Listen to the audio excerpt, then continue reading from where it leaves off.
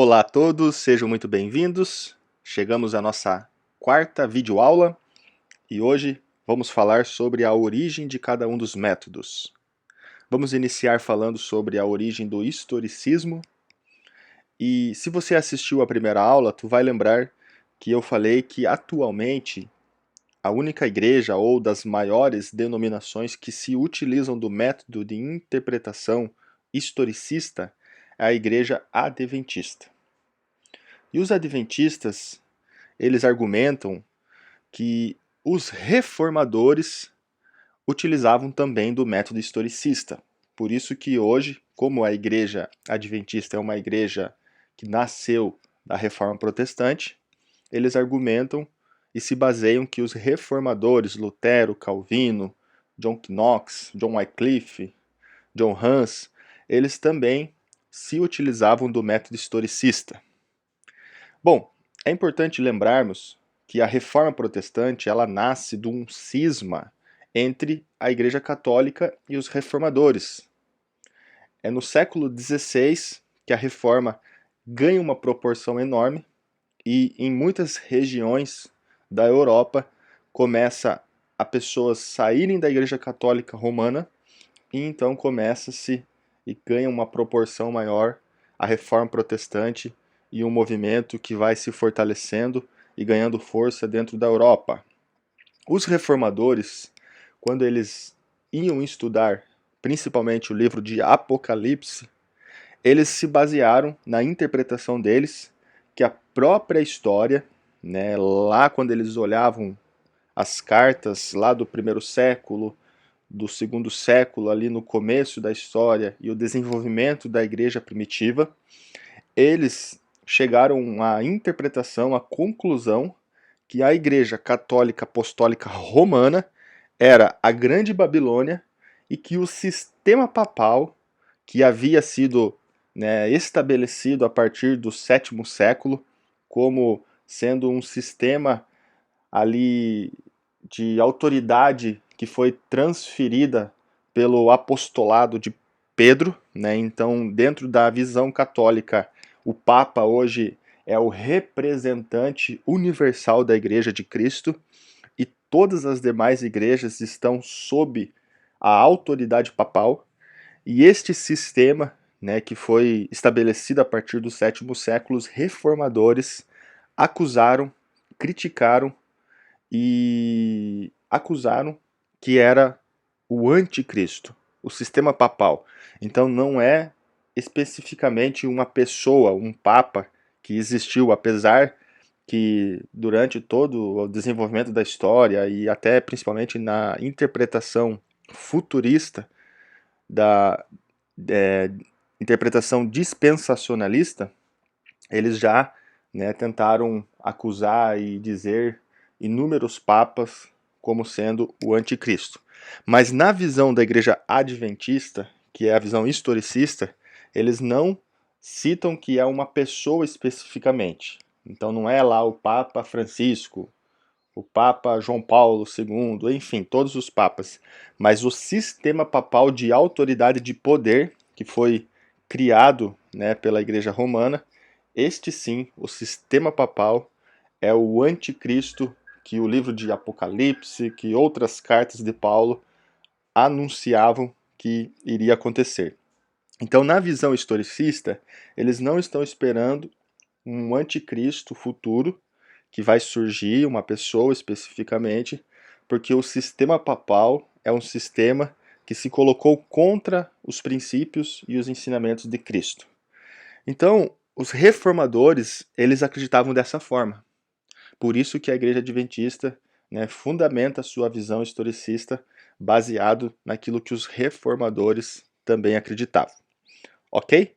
Então, o historicismo basicamente vai ganhar uma força, um desenvolvimento, uma ideia um pouquinho mais concreta a partir do século XVI em diante com os reformadores. Mas quando você vai estudar e se aprofundar um pouco mais, você vai perceber que eles argumentam que também era o método dos apóstolos, e assim todas as linhas argumentam, né, que foi o que os apóstolos tentaram dizer, segundo, né, os evangelhos, o que próprio Jesus, e assim vai ser nos outros métodos, mas é óbvio que a gente não pode dizer que é assim e ponto final, porque os apóstolos, principalmente, eles nem tiveram, né, a intenção, a ideia e o tempo para pensar a Bíblia de uma forma sistemática. Eles simplesmente foram vivendo, não foram eles que escreveram, né, os livros que têm eles como autores, foram, né, seguidores ou outras pessoas que escreveram. E alguns dos apóstolos nem leram todo o Novo Testamento, porque morreram antes de algumas cartas terem sido escritas. Então é importante nós entendermos isso, que este desenvolvimento foi acontecendo com o passar dos anos. Ok? Agora, vamos aqui dar sequência para entendermos os outros métodos. Agora o método preterismo e o método futurismo. Da onde surgiu? Volto a dizer, se você for, né, estudar ali os livros, os autores que aderem em cada uma dessas linhas, você vai perceber que eles vão, em algum momento, em algum texto, argumentar que foi o método que os apóstolos tentaram transmitir e tudo mais, ok? Mas na história, né, um momento assim, eu trouxe aqui bem resumidamente, bem, né, sintetizado, apenas para demonstrar onde, mais ou menos, no período da história, em qual século, em qual ano, que isso ganhou uma certa força, essa maneira de interpretar, principalmente a escatologia apocalíptica. Então, voltando ali à história, né, estava acontecendo a Reforma Protestante, muitos se revoltando contra a Igreja Católica, atacando templos, muitos seguidores de Lutero, depois de Calvino, né, e a Reforma ganhando corpo e crescendo, e muita revolta ali no período do século XVI, século XVII. Só que a Igreja Católica, ela, né, não ficou ali só sendo atacada e sendo, né, acusada e aceitando aquilo de uma forma passivamente. O que a Igreja fez? Ela convocou um concílio universal, talvez o seu concílio mais importante no século XVI, que foi o Concílio de Trento. E ali ficou conhecido como a Contra-Reforma. Então a Igreja Católica reuniu todos os seus bispos, fez ali, né, uma meia-culpa, fez uma lavagem de roupa suja, olhou todos os erros que a igreja havia, né, e estava cometendo, reconheceu os seus erros, mudou. A reforma protestante, de certa forma, foi o que salvou a Igreja Católica, porque a Igreja Católica precisou parar, refletir, reavaliar, né, muitas das suas ações, e mudou muitas das suas ações, e foi neste período que a Igreja Católica também se fortaleceu para defender a fé católica. É neste período que a Igreja Católica começa a enviar navegadores, começa a enviar ali os jesuítas, grupos, né, de evangelistas católicos para, né, saírem para suas navegações e tentar evangelizar, né, outros povos, conhecer novas terras. É no período da Contra-Reforma que é descoberto a América do Norte, a América do Sul. Por isso que, né, o nosso país, o Brasil, ele foi colonizado e foi catetizado, digamos assim, né, pelos católicos espanhóis, portugueses, e por isso, né, durante aí muitos anos o nosso país foi quase que 100% católico, porque eles se anteciparam. Lá na Europa ainda estava, né, ganhando força a reforma protestante, mas a igreja protestante estava nascendo, então ainda tinha, né, muitas dificuldades, muitas divergências dentro dela, e a igreja católica já tinha uma história de 1500 anos. E surgiram dois homens, dois padres jesuítas, Francisco de Ribeira, em 1537, e Luís de Alcázar, de 1554.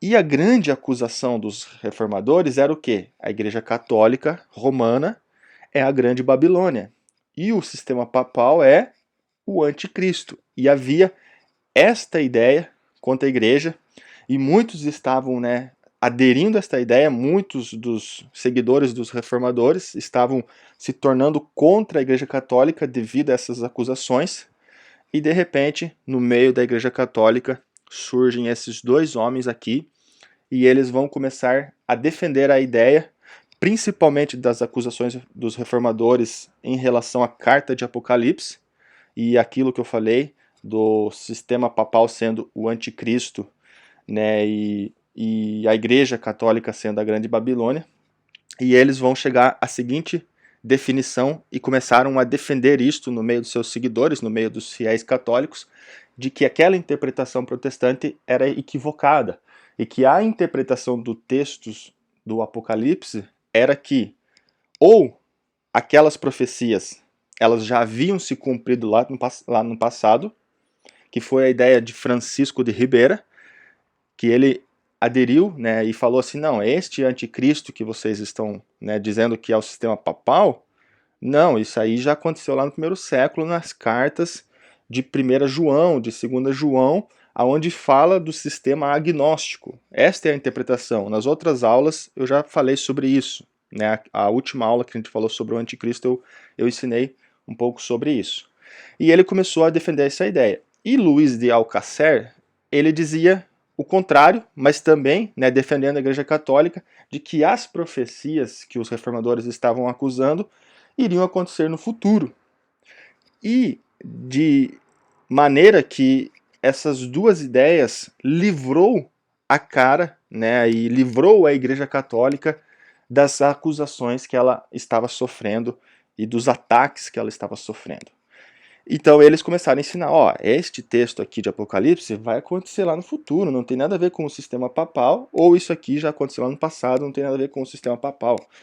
E assim iniciou-se a ideia também interpretativa do preterismo, que seria o passado, e do futurismo, que seria o futuro. Lembrando que, se você for se aprofundar, você vai ver, né, que tem defesas de que o preterismo já era também a ideia de que os apóstolos defendiam, do que Paulo, João, e também, né, aquilo que as cartas dão a entender que jogou lá para o fim dos tempos, aquela profecia de Daniel das 70 semanas, que também eu já gravei uma aula, você pode assistir, que criou-se um hiato e isso foi lançado para o futuro, enfim. Mas esses dois homens foram muito importantes para o desenvolvimento desses dois métodos. O método futurista, que é o que predomina atualmente, ele vai ganhar corpo, força depois, lá no século XIX, século XVIII mais ou menos, principalmente com um homem chamado John Nelson Darby.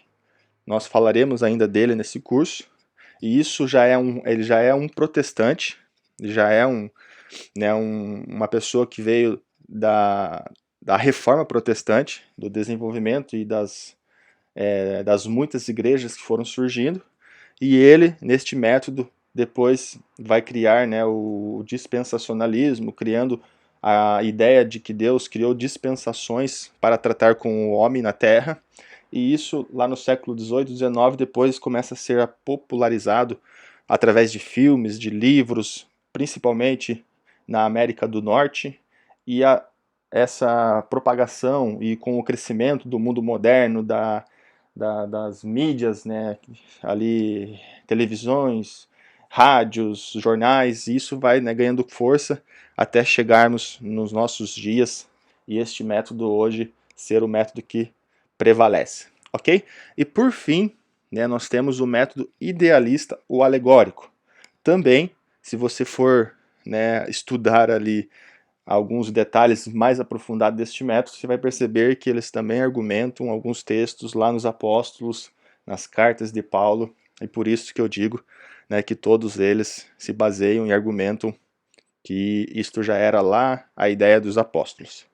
Mas nós podemos dizer dois momentos importantes na história da interpretação para criar esse método com a escola de Alexandria, que era uma escola no norte da África, que foi acontecendo, né, nos primeiros séculos ali da era cristã, da história da igreja primitiva.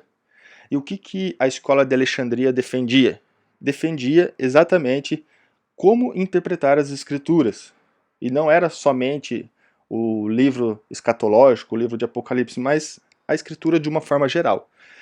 Em contradição à escola de Alexandria ou, né, a disputa ao método alexandrino, existia a escola de Antioquia, que era, né, uma outra escola que interpretava de maneira diferente a maneira que a escola de Alexandria interpretava. A escola de Alexandria interpretava os textos e a Bíblia de uma forma idealista ou alegórica. Muitos textos, porque eles se baseavam, nesse outro gráfico aqui, está um método de que Platão conhecia de mundo. Então, para Platão, o mundo ele estava dividido em o plano físico, que é essa parte de baixo, que é um mundo relativo dos sentidos da forma, o mundo sensível, tudo é mutável, tudo é imperfeito, e existia o plano metafísico, o mundo absoluto das ideias da essência, tudo é fixo, tudo é perfeito, mundo insensível. O que significa isso? Para Platão, que havia sido, né, nasceu antes de Cristo e tudo mais, mas a cultura grega teve muita influência na cultura judaica e até mesmo ali no mundo, né, dos apóstolos, quando eles surgiram. Eles, né, Platão dizia que existia o mundo físico, o mundo que nós podemos enxergar, né, então nós podemos enxergar ali um carro, né, nós podemos tocar num carro, nós podemos enxergar uma cadeira, tocar numa cadeira, e este é o mundo físico. Este é o mundo que é imperfeito, que é mutável. Posso fazer uma cadeira diferente, mudar aqui, mudar ali, um carro diferente, mas existe um mundo metafísico que está no mundo das ideias, no mundo onde nada é, é imperfeito, digamos assim, ou que nada é mutável, porque é o mundo perfeito. Então, nós olhamos hoje um carro aqui, que pode ter mudanças e tudo mais, mas o carro perfeito, ele nunca vai poder ser visto neste mundo material, porque este carro perfeito está no mundo das ideias. Existe um carro que pode ser idealizado como perfeito, mas nunca que vai ser alcançado aqui. Então, Platão entendia que o mundo era assim, existia, né, aquilo que é imperfeito na Terra, mas existia um lugar perfeito onde, enquanto estivermos aqui na Terra, nós não poderemos, né, atingir este mundo perfeito. E o que isto significa? A escola de Alexandria, ele trouxe esse mesmo método de mundo para a interpretação. Ou seja, em outras palavras, significa que quando eles estavam lendo um texto, ou quando o autor, ou quando Deus, né, trouxe a palavra para aqueles que escreveram as escrituras, ali estava apenas algo imperfeito que nós poderíamos ver, mas que a grande verdade, ou o grande princípio, o grande ensinamento, ele estava por trás do texto.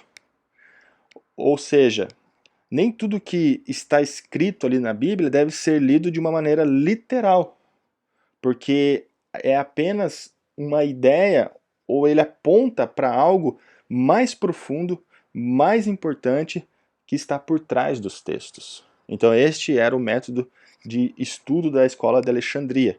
A escola de Antioquia, eu até tenho uma aula, vocês podem procurar aí no canal, que eu falo somente das duas escolas, aí um vídeo de quase 1 hora explicando como cada um deles e trazendo textos e como eles interpretavam na prática, né, dando muitos exemplos de textos.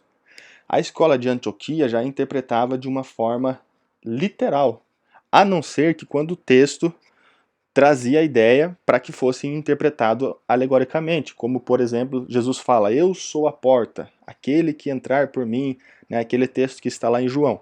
Então quando ele fala eu sou a porta, obviamente que ele está usando de um simbolismo ali, então você interpreta aquilo de uma forma alegórica.